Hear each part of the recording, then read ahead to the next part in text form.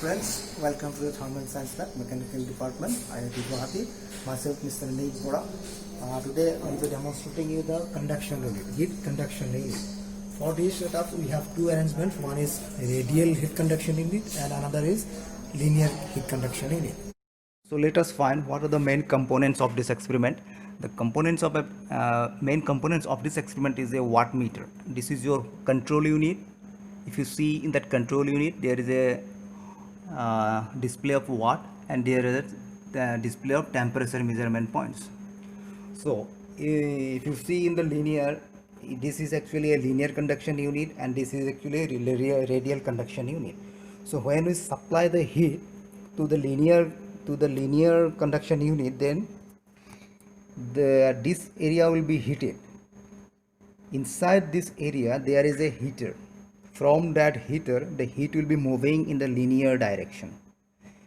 So we have to find the temperature gradient. So to obtain the temperature gradient, we have a cooling water circulation. That is the cooling effect. We have a cooling water circulation. So that will cool.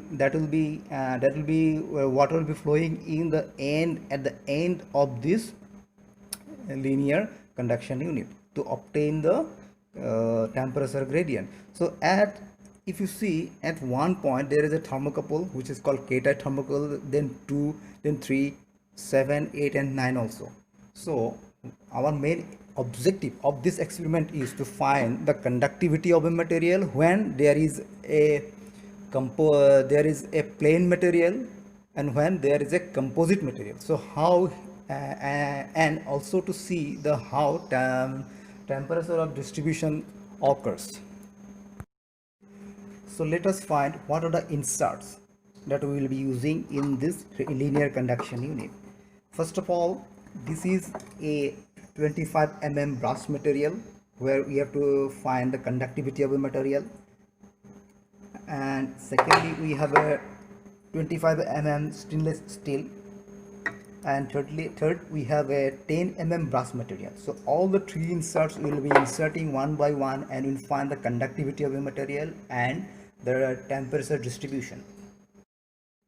If you see in the linear conduction unit, inside of it there is a brass material. If you see, this is a brass material and here also we have a brass material. So our aim is to find the conductivity and the temperature distribution when we have the same material and heat is flowing through, and another one is when we have a composite material and heat flows through that. So first of all we will be inserting a 25 mm diameter brass material. So I am just fixing it. So I have just fixed this insert, and if you see there is some temperature measurement points in that also. So these is the temperature measurement points 1 2 3 4 5 6 and up to 9. So this is the heater part. The temperature points 1, which is near to the heater, will be more than the other rest of the temperature measurement points. As the distance increases, then what happens, the temperature reduces. So that trend we have to the trend of that one you can find from this control unit. The moment we switch into the one position and the control unit at one position, then you can find the temperature at 1. Then if you find the temperature position 2, that will display the position of the thermocouple at 2 position. So that way you will have to note all the readings for this temperature sensor device at which are at a 10 mm distance, If you set this temperature knob at 2 position, then what we'll see, it will give the temperature at position 2. So right now the temperature at position 2 is 65 degree. Then again if you set it to the 3, then that will give you the third temperature measurement points, then again 4, 5 and 6 up to 9. So that way you have to take the readings of the different temperature at a different distance. So this is the data sheet for linear conductions. In that case, how we performing the experiment is that this is the material insert number 1. Suppose we are using the brass material insert number 1, which the diameter is 25 mm, and this is the heat input, and these are the temperature measurement points at different measurement sensor measurements. So this is the heat input. Presently we have given the 10 or 10 watt. Then again you have to change the heat input and corresponding temperature measurement points at different sections you have to sections you have to take. So from that you can find using the from that you can find the conductivity of that material using the Fourier's law, and you can find the temperature distributions. After taking the reading, we'll use this formula, which is the Fourier's law, and from that Fourier's law you can find the conductivity of the material. That was for insert number 1, where we have a temperature measurement sensors. But in the case of this one, this is a stainless steel which do not contains any temperature measurement points. So in that case, what we'll be doing, we'll just we'll insert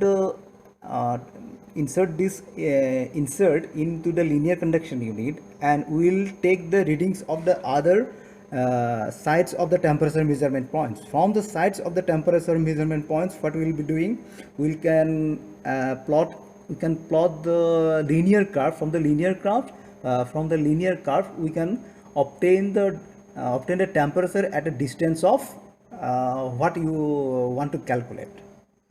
So this is the insert number 2, where we do not have any temperature measurement points at this from point here to here. So in that case, what we'll take the other temperature measurement points 1, 2, 3 or 7, 8, 9.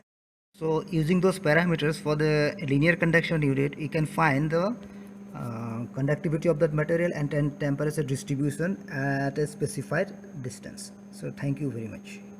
Yeah. So this is your radial conduction unit. So in that case, the cold water will be flowing in that way. So and in this middle of this part, there is a heater, and when we'll applying the power supply, then this heating element will be heated up, and all the heat will be in a radial direction. Here 6 number of thermocouples are there. So at 6 number of thermocouples you can measure at 6 temperature measurement points by this control unit. Now I am applying the 8 watt of heat input. So at 8 watt of heat input, at present the temperature at 1 which is near to the heater is 75 point something, but it is not yet steady, so it will take some time to steady.